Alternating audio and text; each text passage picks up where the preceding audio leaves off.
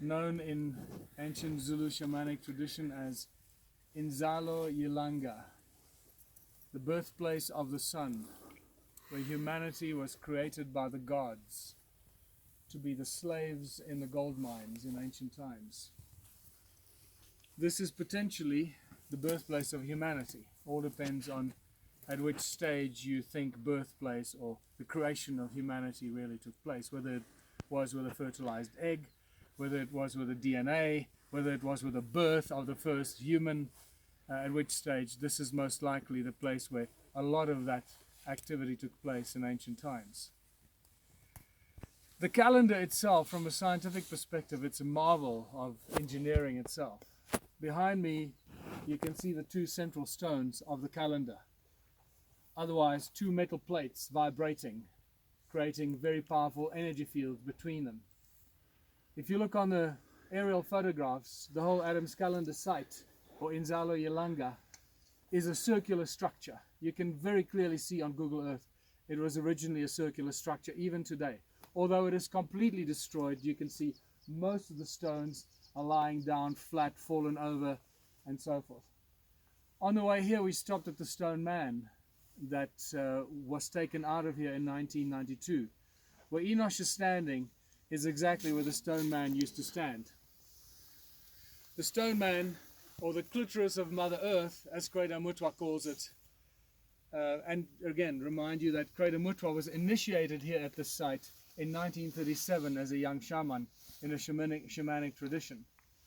So this is a well-known place in ancient African tradition, in shamanic tradition, and especially for those who are the knowledge keepers of ancient African history and the history of the world and history of humanity, because that story that Credo Mutwa shares is not just the story of the African people and the origins of the African people, but the origins of all of humankind.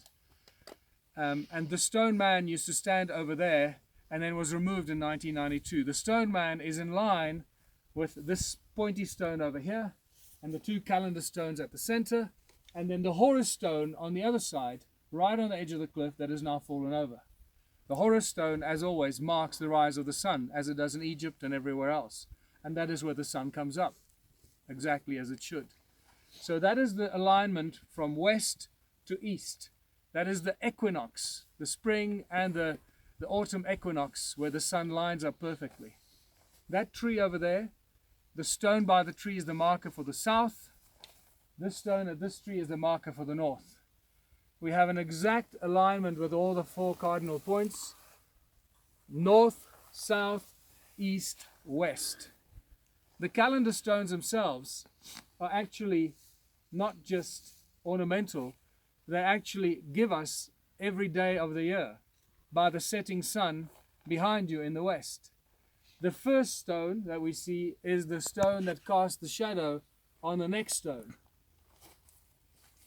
In the winter, at the sunset, the sun comes right through these two stones here, right through here. The setting sun comes through here and cuts right across the left edge of the calendar stone, casting the last line on the calendar stone before the shadow stops and starts to move back. Then the setting sun moves that way, crossing all the various star signs, equinox, etc., etc., until it gets to the equinox over here, and then it moves to the summer solstice over there, at which point this edge of the rock casts a shadow on the calendar stone once again, and then the shadow ends right on the left edge of the calendar stone, and that means the end of the year, and then it stops and starts to move back.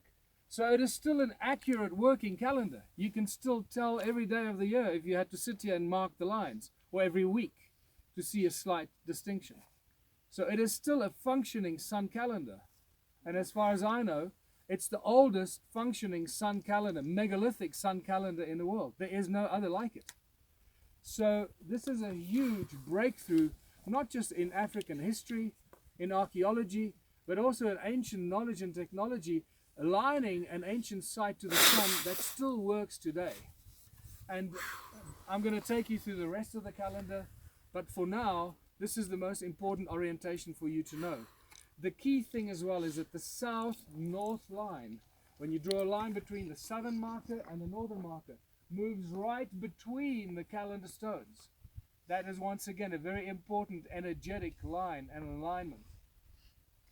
So here we are in the middle of summer, wearing winter clothes in this highly significant place in a very special day that is misty and raining and is being closed in just for us, so we can share this special moment with this group and those that will watch these videos when you share them.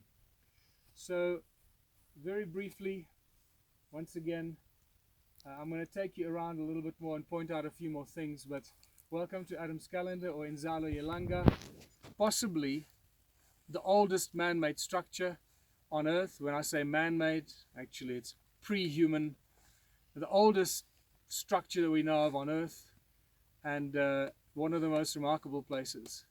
And welcome.